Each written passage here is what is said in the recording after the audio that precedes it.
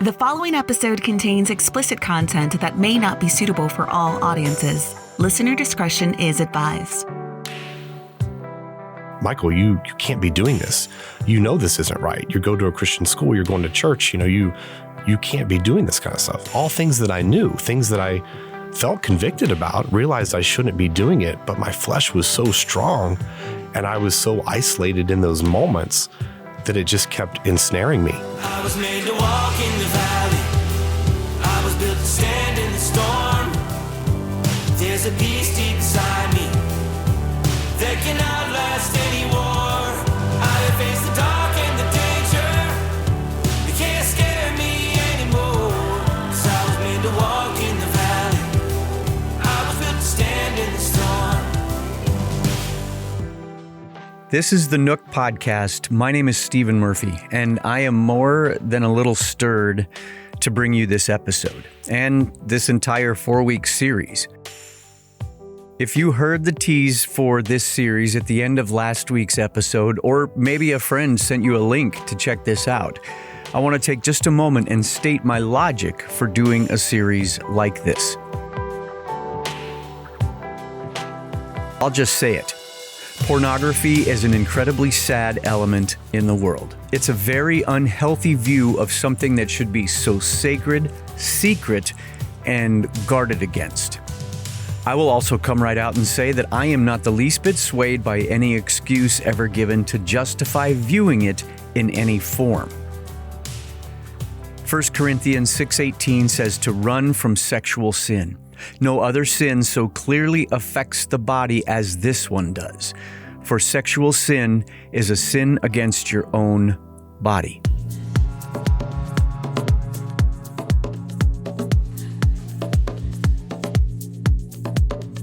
I believe that we, the collective church, need to be having more discussions like this. I recognize that in doing so, more of us need to be comfortable with being uncomfortable. Picture yourself standing in the back of your church this weekend while your pastor gets up in front of the congregation and announces that he's going to take the next 4 weeks and talk about nothing but pornography. Can you imagine the corporate squirming in the seats? And the handful of people who just get up and go bolting for the door. All by itself, that level of discomfort should tell you a couple of things. One, this is a shameful thing, and I don't say that to cast shame. I'm just recognizing what I believe is true. Two, there are probably more people than any of us would actually like to know who are actively engaged in viewing porn on a regular basis. And the last thing they would be expecting was for it to be openly discussed in church. I believe that if more issues like this were not only discussed openly, but that the church had loving and non-judgmental ways of restoring people dealing with such unmentionables, that our churches, communities, and especially families would be so much healthier. No matter what brought you here today, I hope you will commit to listening to the entire series. I believe that so much can be gleaned. It is my distinct honor to introduce you to two people who are very dear to me, my friends Mike and Erin. I am beyond grateful that they are so willing to share so much of the story that they are still walking through. This week, we will start with Mike. His issue began long before he even met Erin, and yet it would eventually have such a devastating effect on her. This is Dirty Little Secret, Episode 1, The Confession.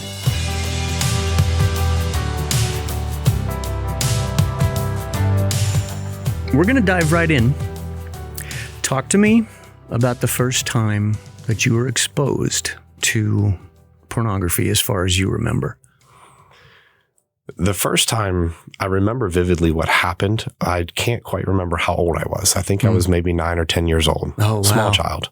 Wow. I was at a carnival with my family, and I went to a porta potty there just to use the bathroom.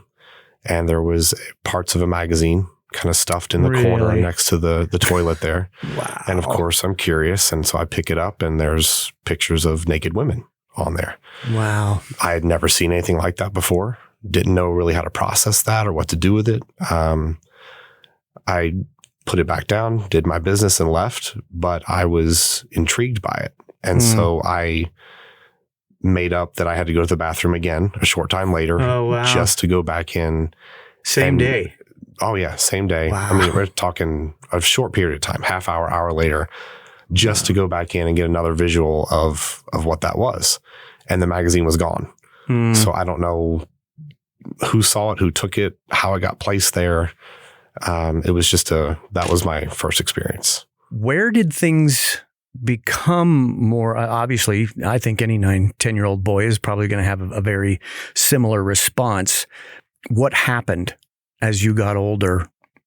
If I could say, if we can kind of say that, marking that as a point in time, what happened the next few years for you?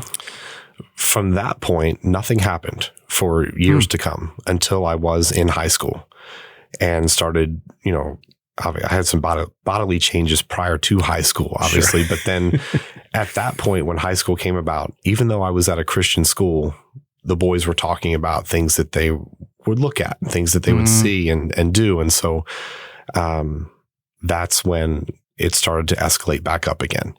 And from listening to their experiences and avenues that they had found to access that, and then having internet connection at the house when I was growing up, we had it was the old AOL, right? And so it was all this dial-up sounds and all this very slow internet, and you were connecting to whatever you could find. And as a teenager who's horny, obviously, you get what you can find, you know, and you run with it. And I also remember being up late at night. I used to play video games a lot when I was a kid, and my parents would be sound asleep. And I would just get tired of playing video games. I would turn that off and just turn on the TV just to see what was on to watch because, I'm not ready to go to bed yet. Right.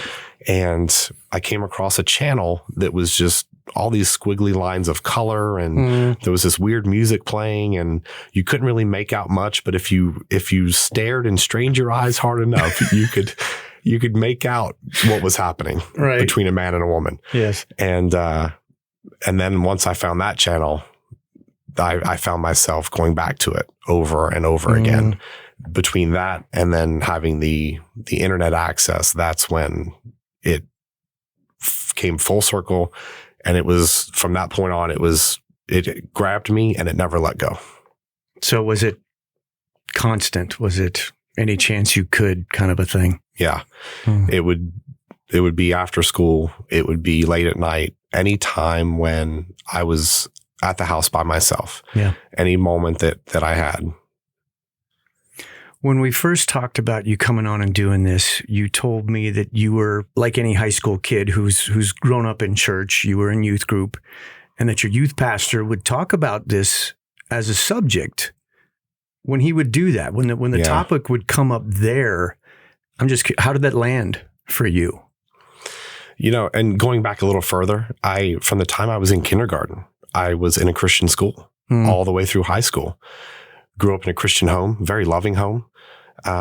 Went to church consistently from the time I was little. Even when it was up to myself in high school to go, I would still go during the weeknights and hang out with friends and listen to the message. And then we would do youth group, and the youth pastor would give his normal speech, right? That would come up every once in a while, especially when you're dealing with teens, of, pornography is bad and you shouldn't be looking at it, and you need to avoid masturbation, and all these kind of taboo topics at the time that you really don't talk about outside of youth group. Yeah.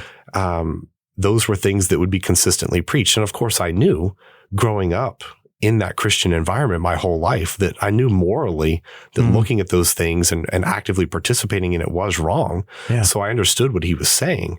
But that's as far as it was taken. It was always, this is wrong, you shouldn't be doing it. And that was kind of the same message that I got from my parents at home. There were a couple instances where they would find DVDs, or they would look at the internet search history, and they would see what was going on, and they would confront me about it. I would admit to it, and they would tell me the same things like, Michael, you can't be doing this. This isn't right. You go to a Christian school, you're going to church, you can't be doing this kind of stuff. All things that I knew, things that I felt convicted about, realized I shouldn't be doing it, but my flesh was so strong and I was so isolated in those moments that it just kept ensnaring me, and I would just keep doing it over and over again. And so that's as far as the help went. It was never like, well, you got scolded in both instances is what it sounded like, but that's it. I mean, did anybody ever offer even prayer, let alone help? The scolding, I think, was justified, right? Oh, because sure. it's not something I should be doing. Yeah. But then follow that up with something. Okay, yeah. You shouldn't be doing this, and now we're going to help you get out of it. Yeah. So we're going to set you up with someone, and we're going to take you somewhere, do whatever it is. But it never reached that point. And so, and as a teenager, looking at the situation where I was, I felt shamed, and I felt like, oh my gosh, I've really failed. And this is a bad deal now that I'm in. And I never looked at it from the perspective of even asking for help. I didn't even think to ask for, or to tell them, hey, I know I shouldn't be doing this, but can you please help me set up with a pastor or with someone to get counseling? And it just, looking back now, I realized that, man, I should have done that. But as a kid, my mind wasn't even there. Your teenage brain doesn't process things like that unless somebody older and wiser says, hey, man, this is something you very likely are not going to be able to get ahead of by yourself. Correct. And even though I knew that I shouldn't be doing it, it almost felt normalized because all my friends were doing it and talking about it. And it just, and these are guys who were going to a Christian school and grew up in loving Christian homes. And so, and that's not to justify anything, but it's just like, it felt almost normalized. Like, well, everybody else is doing it. All the other boys are. So maybe this is just a phase and I'll get out of it and it'll be fine. I go back to high school and what we would have always called locker room talk. It was more about actual conquests with girls, and oh man, you're dating her now? And the dudes want the dish on how things are going between you and that young lady. You're talking about guys swapping stories of what, where they have found a new source, or I'm literally just curious what that kind of banter is like, because that would be completely new to me. It's similar to that, I guess you would say, in finding new avenues, or and they would say, hey, I watched this movie that just came out, and there's a scene of this woman and they're, and so we would talk about that kind of stuff. So then it's like, okay, well, I need to rent this movie when I get the opportunity, right, to go see this. Or one guy would rent it, and then in the process of, there was a certain company back then that would have the ability to rent it and keep it for a week, to get to return it. So then you're passing it around, or you're coming over to that person's house and everybody's kind of taking turns watching that particular scene. And it was what I thought was going to be a phase that I was going to maybe grow out of or get out of, and that things would be fine, quickly turned into, this is now an addiction. That feeling that I kept getting, I didn't want to lose it. Yeah. Even though I knew what I was doing was wrong. That's that dopamine. Yeah. So, okay, just because you were talking about how you were confronted, whether it was your parents or a youth pastor, you felt guilty. You felt shame. You said that. In any of those moments, did it ever occur to you, or were you still too young or naive to think, wow, this really is a problem? Because I'm sure you heard about people being strung out on drugs or teenage drinking and all those things that kind of get their own category. But porn somehow has always remained in its own strange lane where, we know it's there, but we just don't talk about it. So had it occurred to you that this was truly an addiction? It did not. And I don't know why it didn't. I remember being younger in youth group and hearing while I was in youth group that you shouldn't be masturbating, you shouldn't be looking at pornography. But then when I would attend what we called big church on Sunday morning or on Tuesday nights or whenever it was, the pastor never brought it up, but he would bring up topics of people who were addicted to drugs or alcohol and now they're free. And sometimes they would bring those people up on stage and they would tell their story, and everybody would have a testimony. Yeah. And everybody would clap and cheer. And then sometimes it'd be followed up with like a baptismal. So they would get baptized. They're fresh and clear in Christ, and, everything is good. But there was never that moment of celebrating someone who had an addiction to pornography and now they're free of it and we're going to hear their story. Yeah. It was almost like that was a very taboo subject. Oh, yeah. It's something we don't talk about. It's very dirty, you know? So if you're doing it, what's wrong with you kind of thing? Seriously. And so then that makes me feel like now I just need to recluse more and I need to be even tighter about what I'm doing and much more quiet. So, because if anyone finds out what I'm doing, they're going to think I'm dirty. I'm going to lose friends. I'm going to be mocked. And I think that is a tactic used very well by the devil to absolutely. keep you in that isolation, to keep you fearful of what's going to happen if someone finds out what I'm doing. Yeah. Well, and it's like you will guard your secret with your life. Mm-hmm. I mean, so you get into your 20s. This is still a problem. Mm-hmm. You meet Erin. You start dating. What was life like for you or for the both of you back then? What do you remember about that time? Life was great during that time. I was young. I was in my 20s, had the world by the tail, it seemed like. I had a good, stable job, had my own apartment, had my own car. Everything was going really well. And life was seemingly set up for success. I was early 20s. I was 23 when we started dating. We dated for about 9 months. And then we were engaged for another 9 months after that. Okay. 25 by the time we got married. I was 25. She was 23. Okay. With all of that and this secret that you're still guarding like crazy, was the marriage, was the engagement, all of that, was it enough of a distraction or did you just? No. So it was actually very easy for me to hide it from her during the dating and engagement period because we lived in 2 separate states. And so I would only go and visit her once every other weekend to make that drive to see her and then come back. And then I'm by myself again in my apartment. And so it was very easy to hide that. And there were multiple periods throughout our dating, engagement, and marriage even where she asked me, hey, you don't struggle in pornography, right? Oh, no, that's not a problem for me. You know, it used to be when I was in high school and, and then that was it. I was over it. And sometimes she would even say, hey, I know, so-and-so struggles with it. And we've kind of talked about it before and there's a message about it, but I know you don't struggle with it, right? No, I don't struggle with it. It's not a problem for me. Yeah. Quick deflect and change the subject. Yeah. Yeah. Did you view marriage, heading into marriage, did you have a thought, this will fix me? I did. Well, I'm going to get married. I'm going to have a wife. Yep. I'm going to get to sleep with this lady every night. That should fix it. Did you think that was going to just alleviate the issue for you? I absolutely thought that because I thought that ultimately it was about that feeling and it was about the desire to be intimate with someone. At the time, I had the only opportunity to be intimate was with a virtual being, right? And I thought that once I got married and I have an actual physical female person that I can be intimate with, that my desire will now transfer from visual pornography into my present wife. You just transfer. Yeah. Made sense, right? It did not do that at all. Yeah. It kept me tied into that isolation pornography, masturbation cycle. Yeah. And then our marriage suffered from it because we would be intimate in our marriage, but it was far and few between because I was being satisfied in another way. Yeah. Once you were married, were you ever worried that she was going to catch you? Oh yeah, constantly. I was in constant fear that I was going to be caught by her.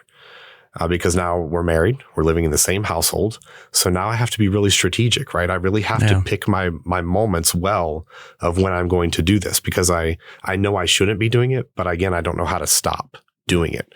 So I just need to get really good about hiding it because if she ever does catch me, if she ever does find out what I'm doing, what's going to happen? Yeah. Is she going to divorce me? Am I going to be paying child support?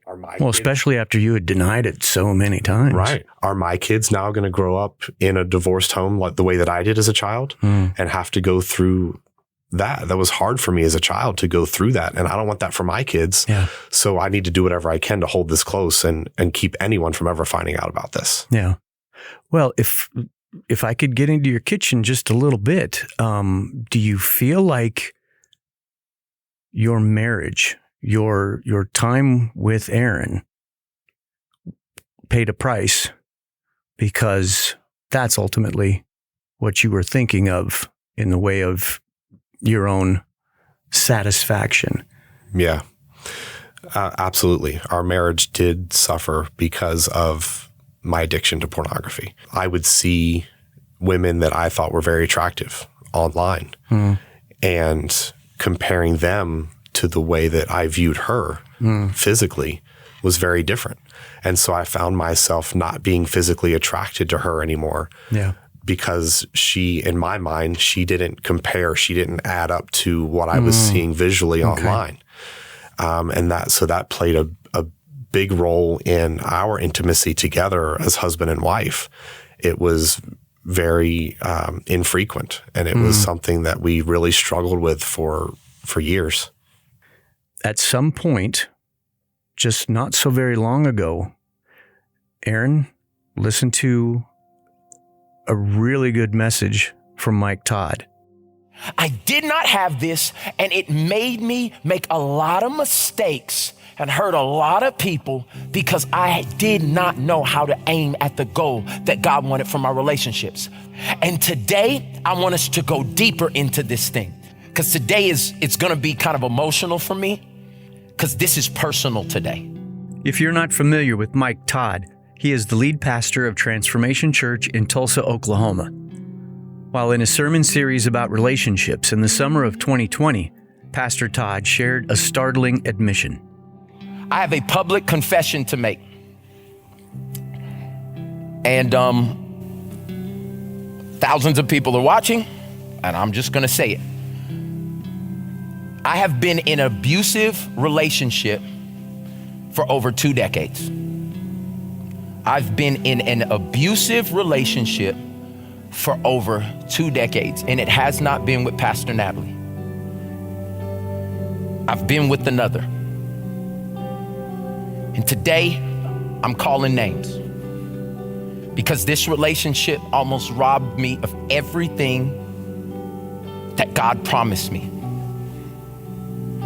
And the person I've been in an abusive relationship with, her name is pornography.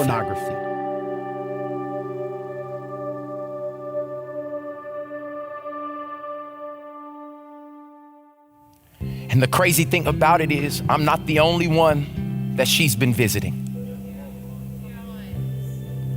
There are thousands, if not millions of people watching this right now, and you've been in the same abusive relationship thinking you were the only one, but being damaged from the inside out.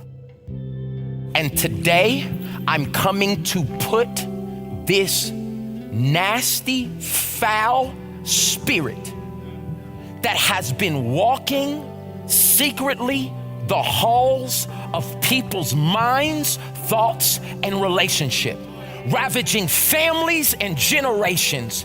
And I am coming to put it on Front Street today. And that thing on the inside of you that's uncomfortable is that spirit trying to bind you. But today I am coming to tell the truth. Then how does she say to you, hey, listen to this message from a pastor in Oklahoma? Was it random? It seemed to be random. And I never went back and asked her about it. She just came to me one day. She loves to listen to podcasts. Yeah. And I'm not a big podcast guy. I can't just sit and listen to stuff for a while. We're still friends. No offense. The milk is fantastic. Everyone should continue listening. Yeah. So she brings it up to me on her phone. And she says, hey, I came across this podcast. And here's this well-known pastor in Oklahoma. And he has admitted in front of his entire congregation that he has struggled with pornography. I know it's not something that you deal with, Mike, but just listen to it because it's really good. What did your heart do in that moment? Even though I'm not a podcast guy, something inside of me was like, Mike, you need to listen to this. Just listen to it and see what happens. So I'm listening to his podcast. And he's very graphic and he's very detailed in his struggle that he had. While he's explaining the struggle that he's in, I'm understanding it because I'm living it. Yeah. This is a struggle for me too. Not at the depths that he was into, but still a struggle nonetheless. I get closer to the end of the message and I'm still thinking, even though I'm struggling in this, I still can't say anything. I still need to keep this quiet. I still need to deny that I have a problem in this because of all that I can lose here. Yeah. Toward the end of his message, he says something along the lines of, now ladies, I'm going to speak to you. Wives, let me talk to you for a second. This is going to be the first time that some of your husbands tell you the truth. I feel this so strongly in my spirit that remember, God can only do work in the truth, and they've been scared because they actually do love you. And if they told you, they know it would hurt you and break your heart, and it will. But I'm asking you to lovingly restore them with grace. Be what they need now, and then y'all can heal together. But there's some men listening to this. Today's the day. You get to come out. You get to tell the truth. You get to live in real freedom. And yes, there's gonna be consequences. But do you know what happens when the enemy loses his power over your life? You experience freedom. I have been free from pornography for over 5 years. And when I heard him say that, I knew in that moment that I had to tell Erin what I've been addicted to for all these years. Yeah. Was it immediately? Was it that same day? You've got little ones at home. It's not like you can just announce something like that at dinner, but. I did. Oh, did you? I did. As soon as I felt I was crying as I was hearing all of this. So I come down the steps. She's down there making dinner. The kids are playing, watching a show, whatever they're doing. And she looks at me and she sees me crying. And she says, "What? Do you need to tell me something?" And I said, "Yeah. I struggle with pornography." And that's where the conversation that's where everything began. What do you remember about her response? I don't remember exactly her response, but I remember she was trying to keep it together as best she could because she's in the middle of a task. The kids are still there. Yeah. And we basically just decided, okay, this is something that we need to talk about a little bit later when the time allows. Did she fall apart? I think falling apart is a very minimal way to describe what transpired for the next several months, even into a year after I had admitted that to her that night. She was a little confused by it at first because of the lies that I had told her previous, that I don't struggle in this. Yeah. She was very mad that I had lied to her all those times. She was mad and frustrated that had I said something prior, that it could have changed the struggles that we had already gone through in our marriage because of my lack of interest in her, because it was being fed somewhere else. Yeah. Because how long were you married at this point?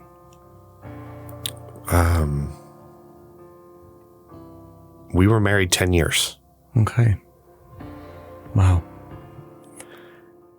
I realize that you're, right in the now you're looking at, I'm asking you to look at those first few months, that first year. Was it dicey? Was it touch and go?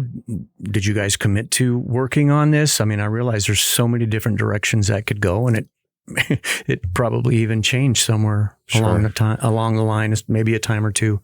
What do you remember about those months in that first year? From the moment that I admitted it to her, it was a very hard time for us.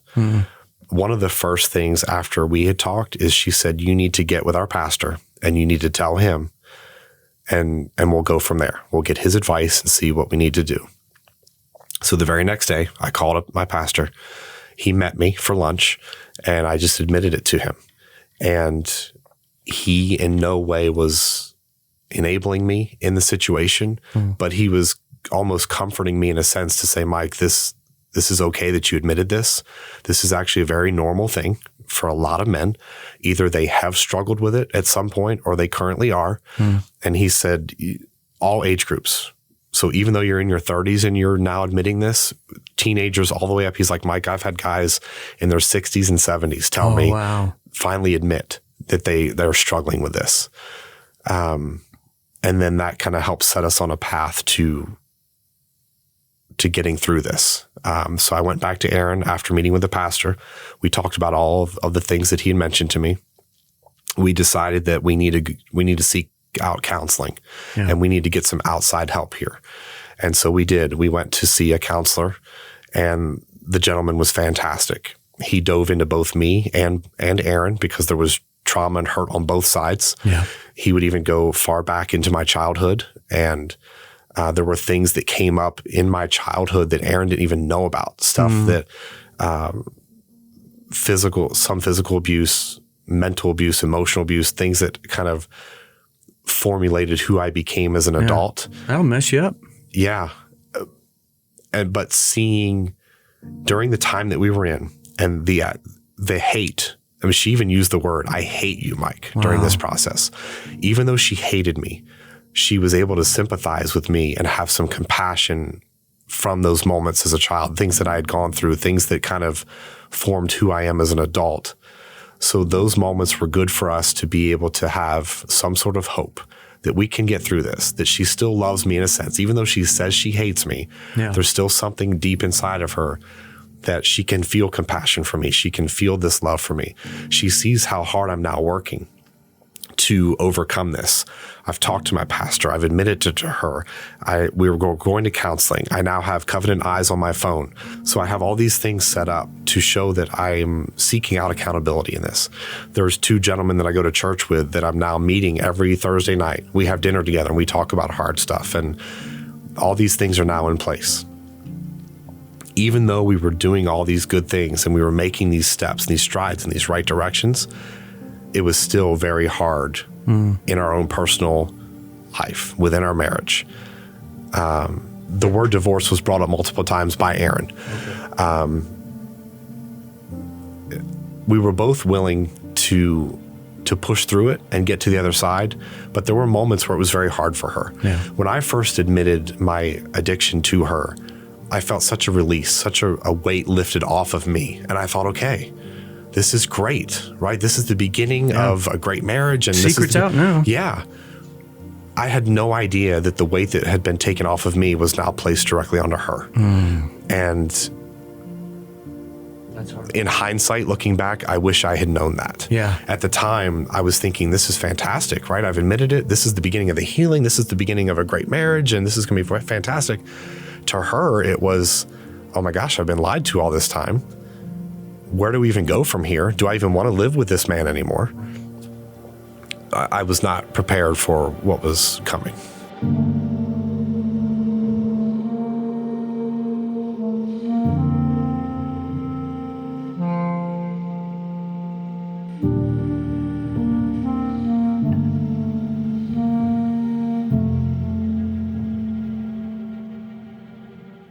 One of those instances where you realize that, it's like trust is earned over a lifetime, but can be completely dashed in a moment. Yeah. And you felt that. Absolutely. Moment. And now I'm back in the situation of, I have to build this trust all up again. Yeah. Did you question whether or not you could? I did not, because I was fully committed to our relationship, our marriage. I was fully committed to staying clean and sober from pornography. And I knew that we can do this. So whenever she would bring up divorce, I would kind of cower and say, no, we can do this. We'll keep going to the counselor. This can work. Until finally one day she mentioned it again. And I said, you know what? Fine. If that's what you want, go get the papers. I'll sign them. After that moment, the word divorce was never brought up again. And we both realized how serious of a situation this is. The kids, the small children that we have that are going to be affected by this as well. And we're going to be in this for the long haul now. We're going to tough this out. We're going to make it work. We're going to continue to seek counseling. We're going to seek outside help. We're going to push through and we'll do whatever it takes to get to on the other side of this. You hit the 1 year mark, and I know the date is very clear for you. August 10th. Yes. August 10th rolled around 1 year later. What was that day like for you that you had lived through that first year? So when August 10th came around, and it was 1 year from the time that I had admitted my pornography addiction to Erin, I was so excited. And I thought, oh my gosh, I've done this.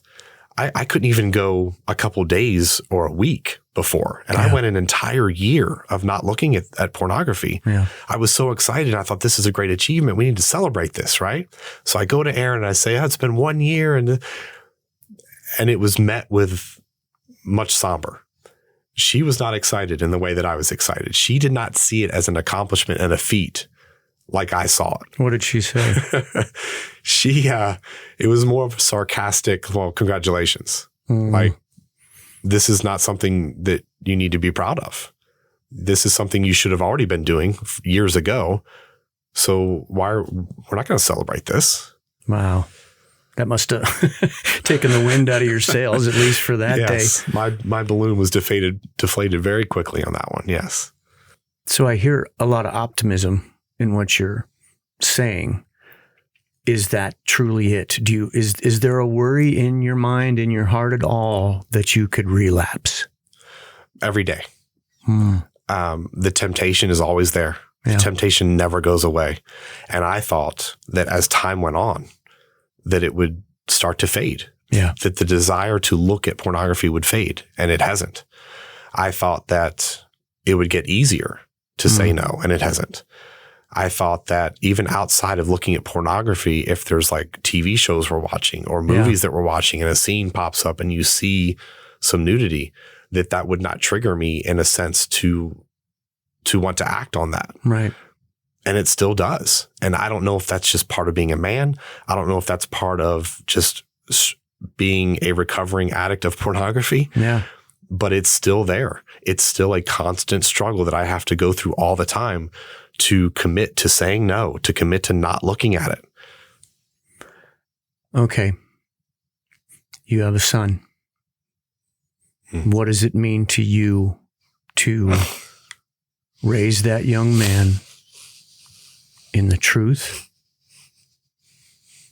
with support, with love, that you know for sure he is going to go through the same temptations and dude talk that we all did? How do you view that mantle of raising that boy? You had to ask me that question. I did. I know that my dad struggled with pornography when he was younger because my grandfather would buy him magazines. So then that tells me that my grandfather also struggled with it too. Yeah. And now I struggle with it. It's being passed down from generation to generation. So I now have an 8-year-old son who is about the same age as to when I was first exposed to a naked woman pornography. Right. So I think about him. And I think about this generational curse that has been on our family. And I do not want him to go through any of this. And I feel like, I'm hoping that at least, that I am breaking that from past generations, that what Erin and I have gone through, the struggle that we have had to endure, and my commitment to stay clean from this is enough to break this generational curse off to where my son and then his son will not have to go through this one day. Right. I'm not naive to think that he won't ever be exposed to nudity or pornography in any way, because we live in a fallen world and he's going to have friends and they're going to be. You can only protect him so much. Right. My hope is that when he is exposed to it, that he can come to me and talk to me about it. Yeah. That he will know that the situation that he's in is not morally right, but that there's freedom and that there's acceptance with me, that he can come and talk to me about it and not feel like that he has to stay isolated in the same sense that I was. Right. And if he does find himself stuck in it and it becomes an addiction, that he can tell me, and then I will know the steps now to take with him to get him the help that he needs to get out of it based off of my experience. Right. Inevitably, I almost feel like it's a little bit of a softball question. I just believe that there are going to be men who listen to this podcast. There are going to be women in marriage, in deep addiction, in isolation, and a spouse that's suspecting it. All those things that you've lived through. Mm. Is there a way that you can say to them, I don't even know how I want to preface this for you. How would you talk to somebody? One of your buddies comes to you and confesses. Yeah. What direction do you send them? What a very hard place to be, is what I would say. And there's a hard road ahead to get out of this. What the turning point was for me was hearing that message from that pastor in Oklahoma when he was talking specifically to the women and said, hey, when your man, when your husband, your boyfriend would come to you and they tell you this, here's how you need to respond to them. Yeah. Because that was the biggest thing for me to keep it continually hidden, was the fact that if I tell my wife this, that's it. Yeah. So knowing You're digging your own grave. Yes. So knowing that she had already heard this message, knowing that she was kind of prepped in a sense, this is my opportunity to come clean. So what I would say to a married couple who is struggling with this or may not even know that their spouse is struggling with this, set the groundwork up to be for the wife, I guess, to be accepting, to be loving, knowing that you're probably about to hear some hard stuff. Yeah. Things that you may have been lied to about before that wasn't happening. It may be deeper than you ever thought it was. But if your husband is willing to come forward and have the courage to admit his problem, to commit to coming clean, staying clean, going to counseling, meeting with the people that he needs to meet with, and even as a couple. I mean, that was huge for us, for Erin and I to go together to counseling and experience that. Please stand by him. I know it's going to hurt. I know it's going to be hard. I know there's going to be hate. There's going to be, the word divorce could be brought up like it was with us. But in the end, if you guys can hang through it, hang tough, there is light at the end of the tunnel. There is hope. There is redemption. There is a healed and whole marriage to be had at the end. For me, it was just the biggest thing of knowing that my wife is going to accept this and she's going to put in the work with me, even though it's not her problem. It's not something that she signed up for in marriage. She didn't know it was coming. But when we get married, part of our vows is, through thick and thin, through the good times and the bad, right? So these are the thick times. These are the hard times. So if you're willing to hear those hard things and still love your husband through it, there can be healing. There can be redemption. There can be a very healthy and successful marriage. Redemption is what I'm hoping people hear through this series. And I think we've laid a pretty good groundwork here in your story and how it has been redeemed, but there's no redemption without Jesus in the mix. You received forgiveness from your wife. You received help from community. Where was God in the issue and the answer? So like I mentioned before, from the time I was a little kid, I was saved in my grandmother's kitchen by my grandmother when I was 5 years old. Consistently grew up in a Christian home, very Christian loving, conservative home my entire life. I went to Christian school from kindergarten all the way through high school, worked at our church when I was in high school and then shortly after, then even transitioned to a bigger nonprofit Christian organization. So my entire life was in this bubble of Christianity. You're steeped. Yes. Knowing right from wrong, knowing what I should and shouldn't do morally, and this pornography being one of them. Yeah. And yet I still did it. So even though I was mired in that and living that day in and day out with God all around me, and I would go to church and I would worship and I would feel his presence and he was close to me. And there were moments in my life where everything around me was crumbling and God was the only person that I could turn to in those moments. Yeah. He still met me where I was, even in the midst of my addiction. He still loved me. There were moments in my life where I cried out to him. And there was one moment that I can remember vividly that I was still in high school. My parents weren't home. I took a DVD that I had and I took it in the backyard and I lit it, or I poured lighter fluid all over it. And as I was lighting it on fire, I was on my knees, bawling my eyes out, praying to God, this is it. This is the moment where I am now free of this. Yeah. I totally believe it. I trust Wow. you. I've been in church my whole life. I know you can do this. I know I can be set free of this. This is it. Yeah. And I while I was watching it burning and the tears streaming down my face, I truly felt like, I will never have to look at pornography or struggle with it ever again.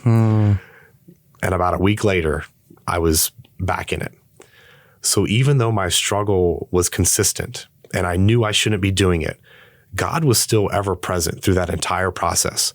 He still met me where I was. He still loved me where I was. I felt it. I felt in those moments of worship, in those moments of crying out to him, that he was right there with me. Yeah. So he never left me, even when we got to the point of our marriage. And then sometimes hearing other people talk about their struggle with pornography, it would come up every once in a while. You'd hear it. Yeah. It wasn't often. And thinking, man, I would like to be free of that. But how do I truly get there? Yeah. How can I get on the other side of this? So I don't know if that answers your question. Well, does that speak to just what a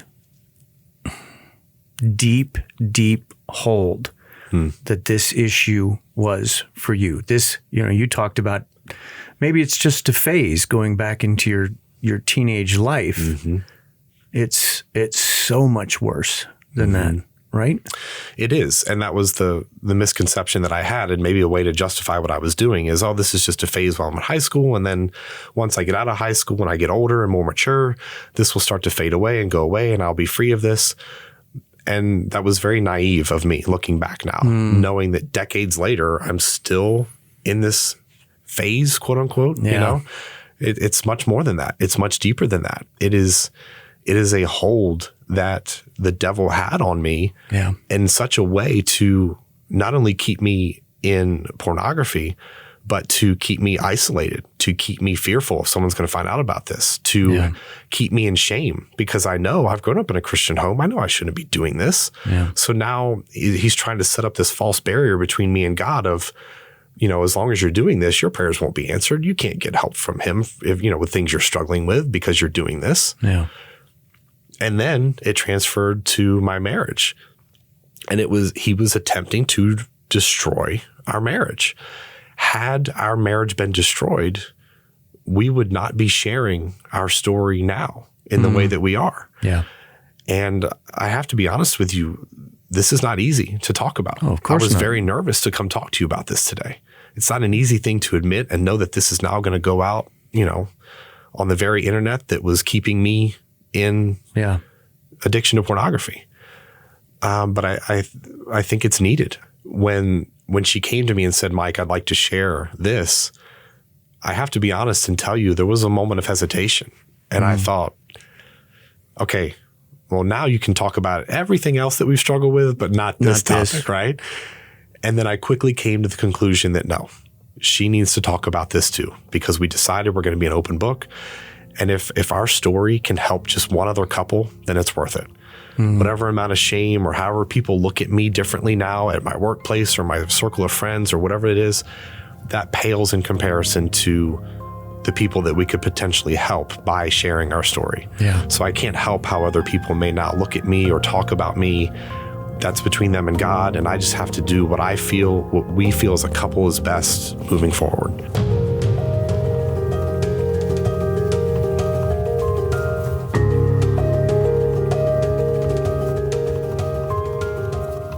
Next time on The Nook, Dirty Little Secret Part 2, The Reaction. It was like a surreal moment. It was as if I was watching myself experience this.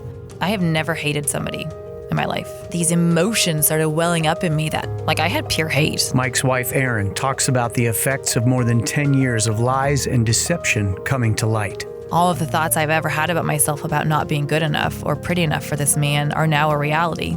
We had been married 11 years, together for 13 at that point. That wasn't enough. He always needed a second thing because I wasn't going to cut it. Make sure that you are subscribed to The Nook on your favorite podcast app so you don't miss any of this series. My email address is included in the show notes if you have any questions or comments about this episode. Thank you for joining me today, and I will catch you here next time in The Nook. The Nook Podcast is a production of Sozo Digital Media.